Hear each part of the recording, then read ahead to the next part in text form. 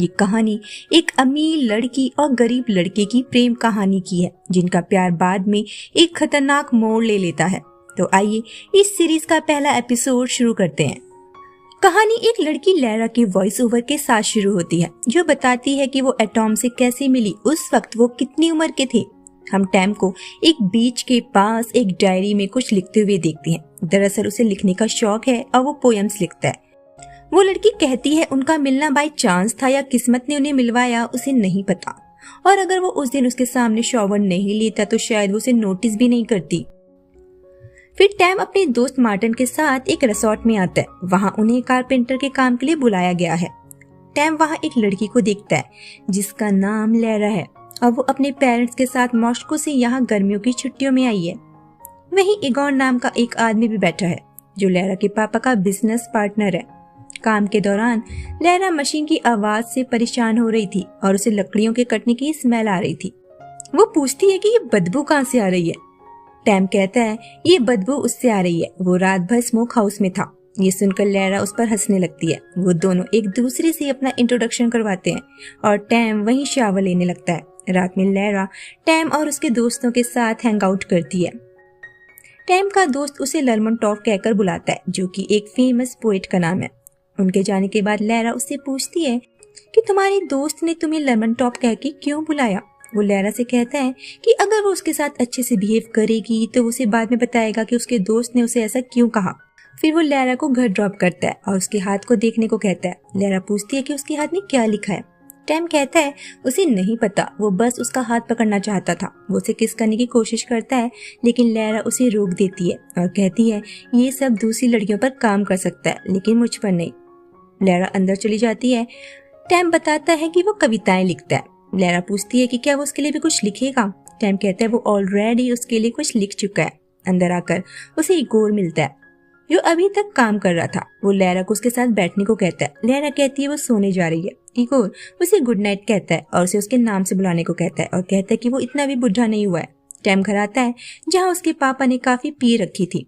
उसके पापा समझ जाते हैं कि वो किसी लड़की के चक्कर में है। पापा कहते हैं कि तुम अपनी माँ की तरह हो जो पूरी जिंदगी फ्लर्ट करती रही दूसरों के साथ। दरअसल एटॉम की माँ किसी आदमी के साथ भाग गई है और टैम के पापा को लगता है कि वो अभी भी नहीं सुधरी। टैम कहता है कि आपको किसी दूसरी औरत के साथ की जरूरत है। वो किसी औरत का नाम लेता है। पापा कहते हैं उस औरत के साथ रहने से अच्छा है कि वो जिंदगी भर अकेला रहे। पापा उससे कहते हैं कि जब टैम किसी लड़की के प्यार में होगा और जब वो उसे किस करेगा और अपनी बाहों में लेगा, उसे पता चल जाएगा कि वही एक लड़की है जिसके साथ वो पूरी जिंदगी बिता सकता है। अदरवाइज वो एक के पीछे एक लड़कियों के पीछे भागता रहेगा किसी डेस्परेट इंसान की तरह।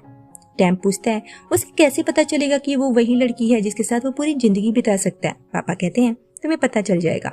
टैम कहता है कि अगर वो कहे कि आज उसे वो लड़की मिल गई है तो। वो लैरा के बारे में बात कर रहा था। पापा कहते हैं मैं सीरियस बात कर रहा हूँ और तुम मजाक कर रहे हो। उस रात टैम लैरा का स्केच बनाता है। अगले दिन वो फिर से लैरा के घर पर मिलते हैं। टैम लैरा से पूछता है कि इगोर उसका कौन लगता है। वो बताती है कि इगोर पापा का बिजनेस पार्टनर है और उसे पसंद करता है। वहाँ ऊपर से लैरा के डैड उन्हें देख रहे थे। वो अपनी वाइफ से पूछते हैं कि तुम्हें इस लड़के का इस तरह से हमारी बेटी से मिलना अजीब नहीं लगता। उसकी वाइफ कहती है कि ग्रेजुएट होने पर इगोर उसे प्रपोज कर देगा। एटलीस्ट उसे अभी अपनी उम्र के लड़कों के साथ थोड़ा एंजॉय करने दो ताकि शादी के बाद वो इन यादों के सहारे अपनी पूरी जिंदगी काट सके। उसके बाद लैरा इगोर को एटॉम की पोएम सिखाती है। इगोर को वो पसंद आती है और वो उसे जॉब ऑफर करता है। टैम कहता है वो ये पोएम्स पैसों के लिए नहीं लिखता। इगोर कहता है कि जब वो उसकी उम्र का था तब उसने एक अपार्टमेंट बेचा था और आज उसका खुद का पब्लिशिंग हाउस, 2 टीवी चैनल्स और 2 रेडियो स्टेशन हैं। लेकिन टैम अपनी लाइफ से खुश है और इगोर से कहता है कि वो उसकी तरह जिंदगी भर पैसे कमा कर अपनी जिंदगी वेस्ट नहीं करना चाहता। उसे सुकून भरी जिंदगी पसंद है। वो उसे एक बुड्ढे का एग्जाम्पल देता है कि कैसे वो जिंदगी भर काम करता रहा और उसकी सेहत खराब हो गई और वो अपनी जिंदगी के आखिरी दिन समुद्र के पास बिताना चाहता था। और कहता है कि उसने जिंदगी भर यही सपना देखा था कि वो समुद्र के पास बैठकर फिशिंग कर रहा है। ये बात इगोर को अच्छी नहीं लगती। लैरा सिचुएशन को संभालने की कोशिश करती है और टैम के साथ बीच पर फिशिंग करने की बात करती है। लैरा के पेरेंट्स इगोर से कहते हैं कि तुमने लैरा को जाने क्यों दिया। इगोर कहता है कि तुम्हारी बेटी को उस लड़के से प्यार हो गया है और कहता है कि वो वापस मॉस्को जा रहा है। रात में लैरा वापस घर आती है। उसके पापा बताते हैं कि इगोर वापस मॉस्को चला गया। लैरा कहती है अच्छा हुआ। पापा कहते हैं तुम समझ नहीं रही हो, हम सब उस पर डिपेंड हैं। यहाँ लैरा के पापा नहीं चाहते कि वो टैम के साथ डेट करे। वो उसके बारे में काफी बुरा भला बोलते हैं। लैरा कहती है कि उसके पापा अपने फायदे के लिए इगोर के साथ उसकी शादी करवाना चाहते हैं। पापा कहते हैं या तो तुम उस लड़के से ब्रेकअप कर लो या हम कल वापस मॉस्को जा रहे हैं। लैरा ठीक है कहकर वहां से चली जाती है। पापा को समझ नहीं आता वो किस बात पर एग्री हुई है। उस रात लैरा अपना बैग लेकर टैम के साथ भागने का प्लान बनाती है, लेकिन बीच पर कुछ लड़के उसे बुलाने आ जाते हैं क्योंकि टैम के कुछ जानने वालों की लड़ाई हो गई थी। लैरा नहीं चाहती वो किसी लड़ाई में पड़े और वो उसे भागने को कहती है, लेकिन टैम कहता है कि ये सब इतना इजी नहीं है। लैरा कहती है ठीक है, फिर वो उसे वापस उसके घर छोड़ दे। टैम उसे घर छोड़ने जाता है। रास्ते में काफी बारिश हो रही थी। लैरा को लगता है कि वो उससे नाराज है, इसलिए उसे अच्छा फील कराने के लिए लैरा उसे किस करने लगती है। उस रात वो टैम के घर पर ही रुकती है और उसके पापा के साथ मिलकर वो लोग डिनर करते हैं और डिनर के बाद वो टैम के रूम में जाकर फिर से इंटीमेट होते हैं। लैरा बताती है कि कल वो मॉस्को चली जाएगी, लेकिन वो जाना नहीं चाहती।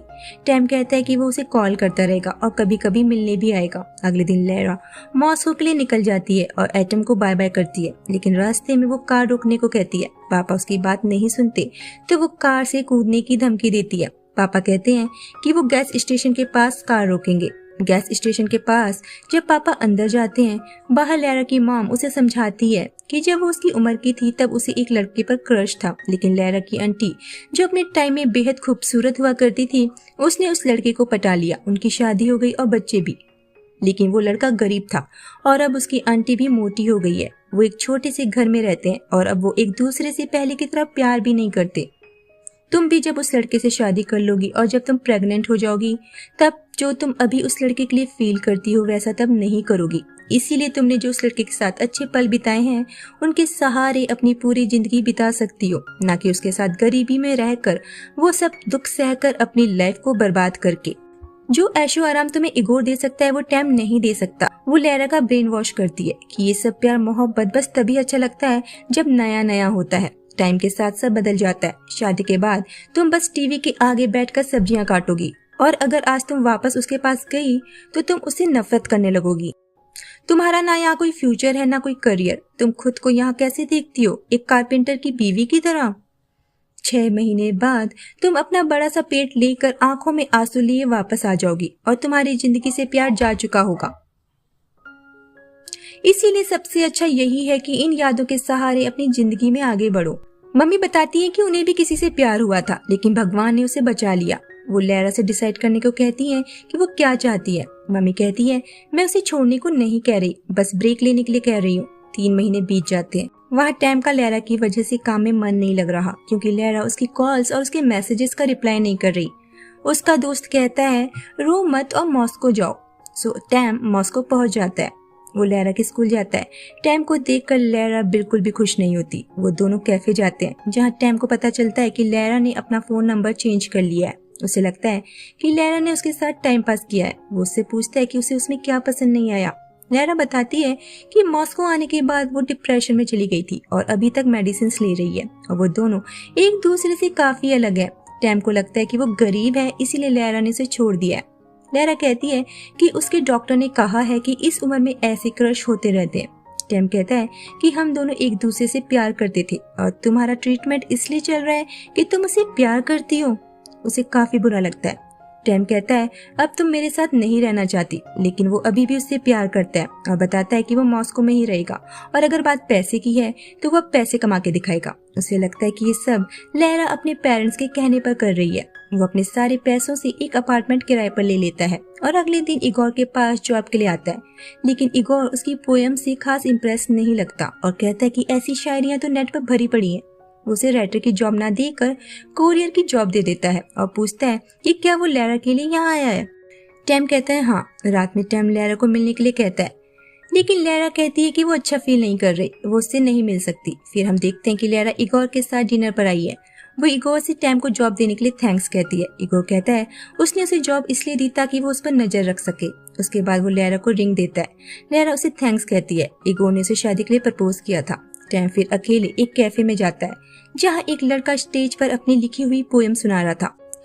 और ऑडियंस उस पर कागज और अंडे फेंक रही थी। उसके जाने के बाद टैम स्टेज पर आता है और अपनी लिखी हुई पोयम सुनाने लगता है, जिसे सुनकर सब शांत हो जाते हैं और सबको उसकी पोयम्स काफी पसंद आती है।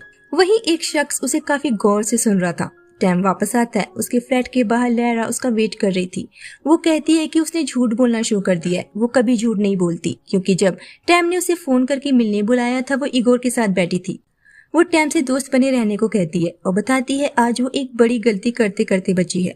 उसने इगोर का प्रपोजल एक्सेप्ट नहीं किया, क्योंकि जब से टैम यहाँ आया है वो वापस से अपने सेंसेस में आने लगी है। टैम खुशी के मारे उसे गोदी में उठा लेता है और बताता है कि उसकी पोएम्स पब्लिश होने वाली हैं। उसे एक पब्लिशर मिला है जो उसकी पोएम्स पब्लिश करना चाहता है। फिर कहानी में ट्विस्ट आता है, जहाँ हम लैरा को हैंडकफ में देखते हैं, जहाँ वो ये सारी कहानी एक पुलिस वाले को सुना रही थी और बता रही थी कि टैम बहुत खुश था, एक बच्चे की तरह। और ये एपिसोड यहीं पर खत्म हो जाता है और अब शुरू करते हैं सेकंड एपिसोड। लैरा कहती है उसने कल कहाँ खत्म किया था। फिर वो कहानी कंटिन्यू करती है कि टैम ने लिखना शुरू कर दिया था। वो पब्लिश होने वाला था, लेकिन उसने करियर की जॉब नहीं छोड़ी। उसे अपनी पोएम से कमाई नहीं होती थी। जिस ओल्ड मैन ने उसकी पोएम्स पब्लिश की थी वो बताता है कि रशिया में पोएम लिखकर गुजारा करना बहुत मुश्किल है, इसीलिए वो ड्रग्स लेता है ताकि आराम से टेंशन फ्री रह सके। अगले दिन लैरा का बर्थडे होता है और उसके फ्रेंड्स उसको पिक करने आते हैं। लैरा टैम को अपने दोस्तों से एज अ फ्रेंड इंट्रोड्यूस करवाती है। वो लड़का टैम के सामने ही लैरा को किस करता है। लैरा भी कंफर्टेबल लग रही थी, लेकिन टैम को अच्छा नहीं लगता। बगल में बैठी लड़की टैम की डायरी निकालती है और पूछती है कि क्या तुम पोएट हो। फिर वो लड़का टैम की पोएम्स पढ़ने लगता है और उसका मजाक बनाता है, लेकिन बाद में वो लड़का उसके साथ काफी अच्छे से बिहेव करता है। एक पब में टैम की ड्रेस की वजह से उन्हें एंट्री नहीं मिलती, क्योंकि उसके शूज फटे हुए थे। वो लड़का किसी दूसरी जगह चलने को कहता है, लेकिन टैम उनके साथ जाने से मना कर देता है और वहां से चला जाता है। पब से लौटने के बाद लैरा उस लड़के के साथ रोमांस करने लगती है। कहानी प्रेजेंट में आती है। लैरा कहती है उसके लिए फिजिकली किसी दूसरे इंसान के साथ इन्वॉल्व होना मुश्किल था। वो टैम के प्यार में पागल थी। प्यार एक ड्रग्स की तरह होता है। आप उससे दूर जाना चाहते हैं, लेकिन ऐसा पॉसिबल नहीं होता। आप में इतनी ताकत नहीं होती। उसने 3 महीने खुद को अंधेरे में रखा कि टैम के साथ उसका प्यार बस एक इन्फेंचुएशन था। वो खुद से झूठ बोलती रही। उसे लगा बस उसे पैसा और करियर चाहिए, लेकिन असल में उसे टैम चाहिए और कुछ नहीं।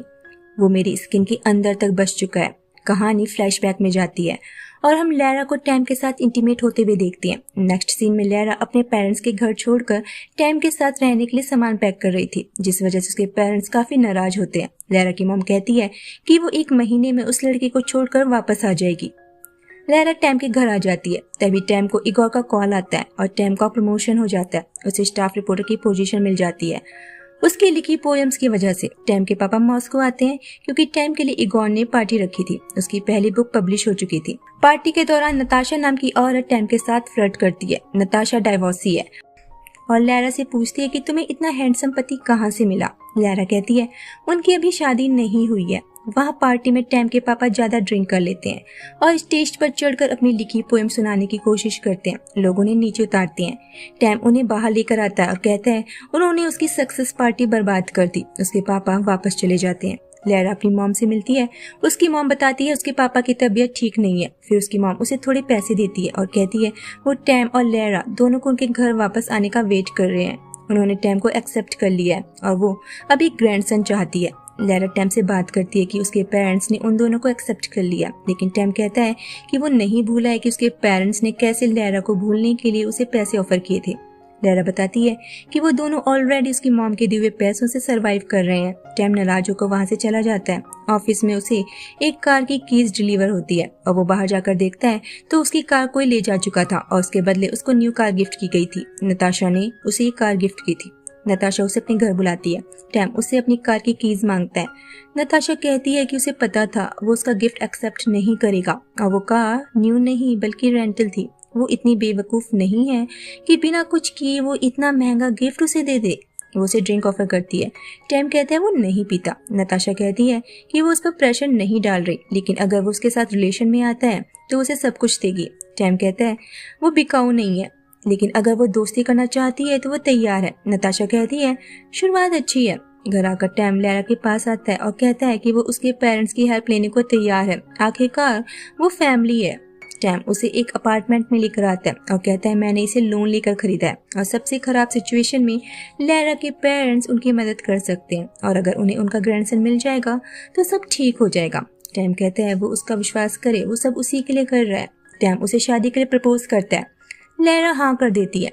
टैम कहता है वो कभी भी उसे घर के काम नहीं करने देगा, वो उसका हमेशा ख्याल रखेगा। उसी रात लैरा को उसकी मॉम का फोन आता है जो बताती है कि उसके पापा को पुलिस ने अरेस्ट कर लिया क्योंकि उसके पापा पर काफी कर्जा है जो उन्होंने अभी तक लोगों को लौटाया नहीं है।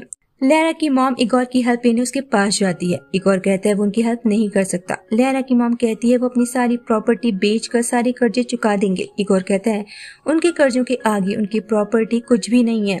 लैरा समझ जाती है वो अपने पापा की हेल्प कैसे कर सकती है। वो अपनी मॉम को घर भेज देती है और इगोर के सामने अपने कपड़े उतार देती है। इगोर कहता है कि वो टैम की गर्लफ्रेंड है और टैम उसका अच्छा दोस्त है, वो उसके साथ कुछ नहीं कर सकता।